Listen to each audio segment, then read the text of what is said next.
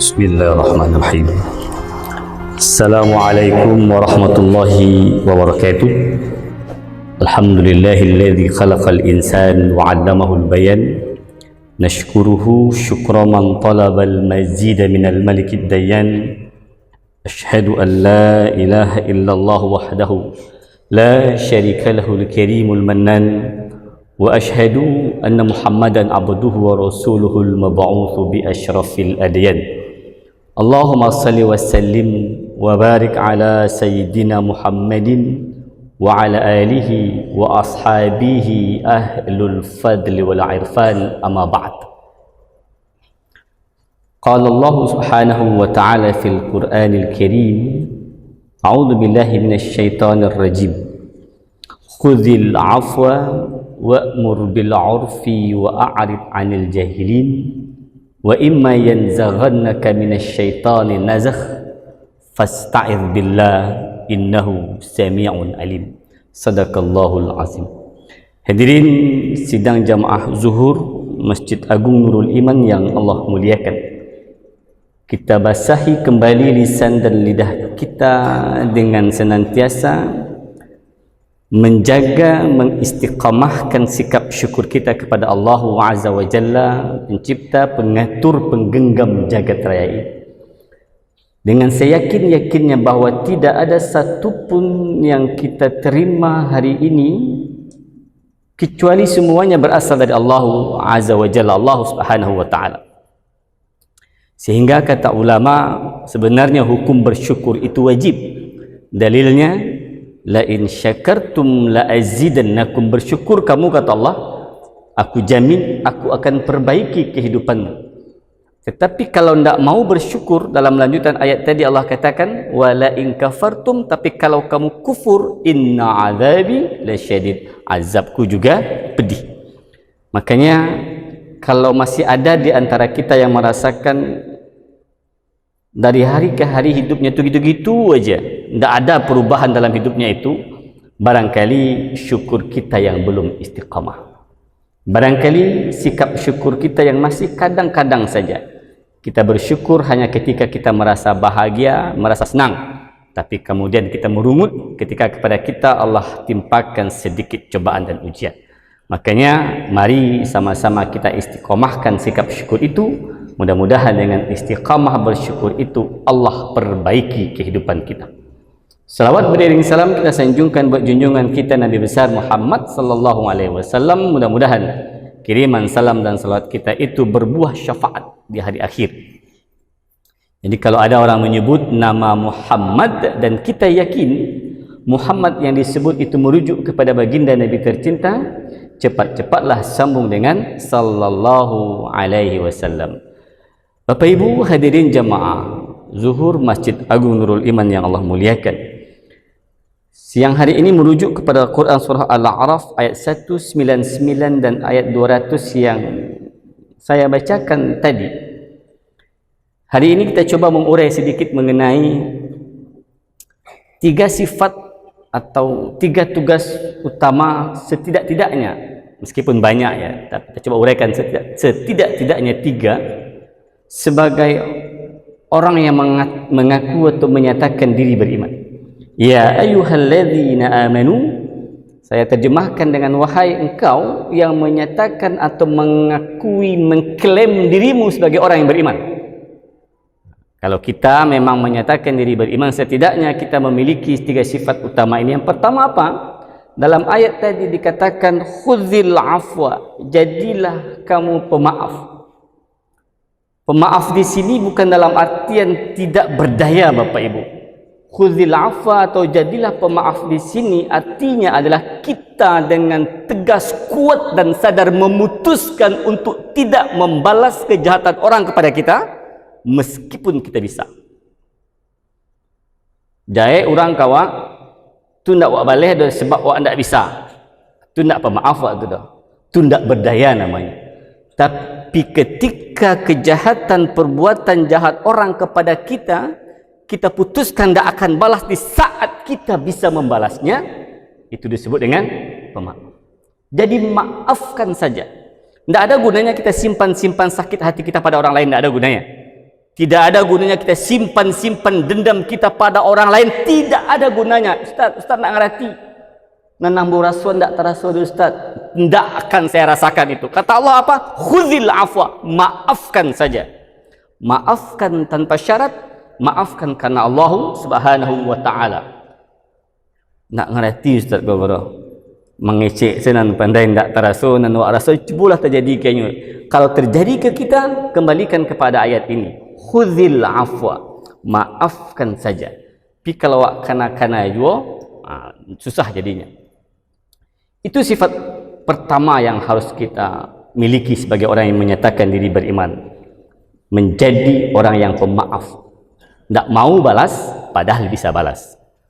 Enggak pengen balas padahal mampu membalas dengan lebih berlipat ganda. Kita putuskan tak balas, kita maafkan. Yang kedua, dalam ayat lanjutan ayat tadi dikatakan wa'mur bil 'urf. Jadilah orang yang suka atau senantiasa mengajak orang itu berbuat baik. Kenapa demikian? Camkan dan tanamkan dalam diri kita bahwa tidak ada orang itu yang jahatnya permanen. Enggak ada itu. Orang kok kajahit salamonyo ndak ada. Jangan percuma saya mengecek orang tu tunyo ndak kamari ndak kanya terima gitu. Jangan ucapkan atau jangan keluar itu dari mulut kita. Kenapa? Tugas kita apa? Wa'mur bil 'urfi. Ajak terus orang itu berbuat baik. Kenapa? Karena setiap kita mempunyai hati kecil. Hati kecil kita tadilah yang menyatakan atau berdiri tegak dengan kebenaran meskipun akhirnya kita berbuat salah. Hati kecil tadi tetap menolaknya. Walaupun fisik kita melakukan kesalahan, hati kecil kita tetap menolaknya. Kenapa demikian? Karena di dalam uraian Abdul Jalil Issa dalam kitab Ijtihadur Rasul dikatakan bahwa ada 3 fitrah manusia itu. Pertama beriman, yang kedua berakhlak, dan yang ketiga hubbul khair wa raddus syar. Jadi salah satu fitrah kita manusia ini Bapak Ibu adalah beriman. Makanya di dalam Islam tidak ada yang namanya istilah ateis itu. Istilah orang yang tak bertuhan itu tidak ada. Apa contohnya? Contohnya nyata dalam Al-Quran. Contohnya Fir'aun. La'natullahu alaih. Fir'aun. Fir'aun itu di dalam Al-Quran dikatakan ketika terdesak di Laut Merah, memburu dan akan menghabisi Nabi Musa, tidak ada jalan lain lagi di sana ketika itu. Kemudian muncul pengakuan Fir'aun. Silakan baca Quran surah Yunus ayat yang ke-90 dikatakan hatta idza adrakahul gharaq.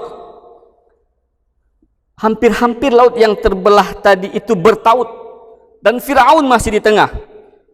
Fir'aun masih di tengah-tengah lautan itu dan dia berfikir tidak ada lagi rasanya jalan untuk menyelamatkan diri.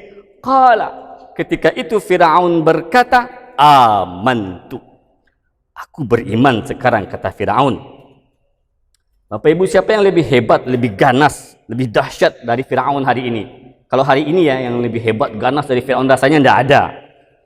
Kalau sekedar mengakui Tuhan itu tidak ada, mungkin masih ada. Tetapi yang seperti Fir'aun bagaknya tidak ada. Mengaku sebagai Tuhan, ana rabbukumul a'la, kata Fir'aun. Saya Tuhan kalian yang maha tinggi. Wahyi wa umit. Saya yang menghidupkan kalian, saya yang mematikan kalian. Dibuktikan oleh Fir'aun. Siapa yang seberani itu hari ini? Tidak ada. Sekedar mengaku tidak bertuhan mungkin masih ada. Tetapi yang mengaku diri Tuhan hari ini mungkin nyaris tidak ada lagi. Tapi Fir'aun mengatakan dirinya Tuhan, ana rabbukumul a'la. Tetapi apa yang terjadi, jamaah yang Allah muliakan, di saat ini kaidah yang diajarkan kepada kita. Di saat tidak ada lagi, di saat sumber daya yang kita miliki itu tidak ada lagi yang mampu rasanya menyelamatkan, menyelesaikan persoalan kehidupan yang kita hadapi, pada saat itu muncul pengakuan beriman tadi. Apa kata Fir'aun? Aman. Aku beriman sekarang. Annahu la ilaha illa alladhi amanat bihi Banu Israel. Tidak ada Tuhan kecuali seperti yang disembah oleh Bani Israel. Wa ana minal muslimin. Saya mengaku sebagai seorang muslim. Ini kata Fir'aun ini meskipun dah terlambat. Tapi fitrahnya sebagai manusia itu beriman tetap ada. Jadi tugas kita yang kedua, sifat kita yang kedua apa? Wa'mur bil 'urf. Ajak saja orang itu berbuat baik. Jangan dijudge ini dihakimi orang itu. Kalau tertutup hatinya kau tak bisa kan dikecian kau lain. Tak boleh. Tidak boleh. Allah saja memakai sifat tawwab. Tawwab itu Bapak Ibu artinya adalah ialah Allah yang maha menerima taubat hambanya berkali-kali. Tidak ada kata stop di sana. Selagi kita hambanya ini mau dan datang bersujud memohon ampunan, Allah yakinkan kita, Allah garansi pasti Allah ampuni. Makanya sebagai orang yang harus memakai sifat yang kedua ini, ajaklah senantiasa orang itu untuk berbuat baik. Jangan dijudge orang itu tidak bisa berubah. Jangan, tak bisa. Dan yang ketiga, yang terakhir, wa'arid anil jahilin. Di dalam hidup bersosial itu, kata Allah dalam Al-Quran apa? Jauhi olehmu orang-orang jahil. Wa'arid anil jahilin. Jahil di sini artinya bukan bodoh, ya, bukan bodoh. Karena kalau kita lihat sejarah kaum jahiliyah, jauh sebelum Nabi SAW itu diutus, mereka itu sudah pintar, sudah maju. Kita baca Al-Quran, li'ilafi Quraisy ilafihim rihlatasy syita'i was-saif. Mereka sudah pandai mengatur jadwal trip perjalanan mereka di musim panas, di musim dingin dan lain segala macamnya. Ketika itu mereka juga sudah mengadakan lomba-lomba membaca syair, sehingga saking hebatnya mereka ciptakan syair-syair yang mereka coba memirip-miripkan dengan Al-Quran, sehingga muncul kemudian nabi-nabi palsu yang juga ada pengikutnya. Jadi jahiliyah di sini artinya bukan bodoh seperti yang kita faham, tapi jahiliyah di sini maknanya adalah dia pintar, mungkin profesor, mungkin doktor, mungkin punya jabatan, kepala ini, kepala itu, komandan ini, komandan itu, tetapi akhlak dan moralnya tidak ada. Jadi jahiliyah itu apa? Dia pintar, berkedudukan, berketetapan dalam yang lebih tinggi dalam pandangan manusia, tetapi akhlak dan moralnya, agamanya tidak ada. Kau nyumaliang biti masyarakat, kau nyumaliang biti negara. Itu yang jahiliyah itu artinya di sana.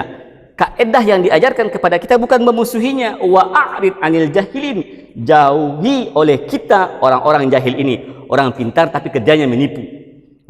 Orang pintar, orang cerdas tapi akhlak dan agamanya tidak ada.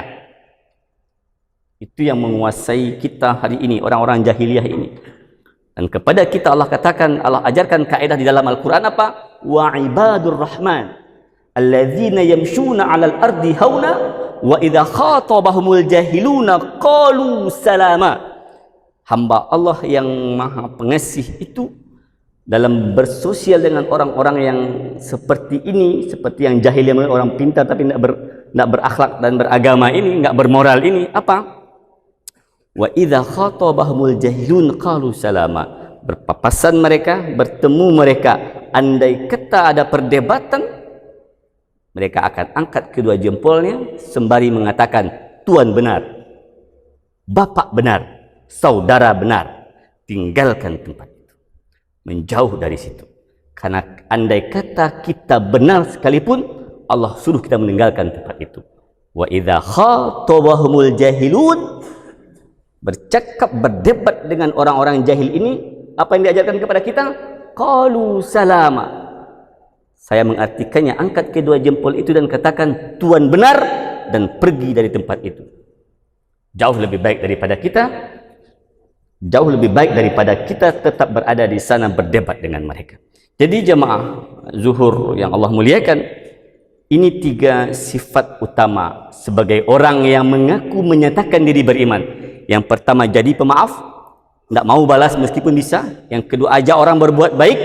Jangan pernah mengatakan orang itu tidak akan pernah berubah, bukan tugas kita. Dan yang ketiga, jauhi orang-orang jahil. Orang-orang jahil itu yang mana? Orang-orang yang berpendidikan, orang-orang pintar dan cerdas, tapi akhlak dan agamanya tidak ada.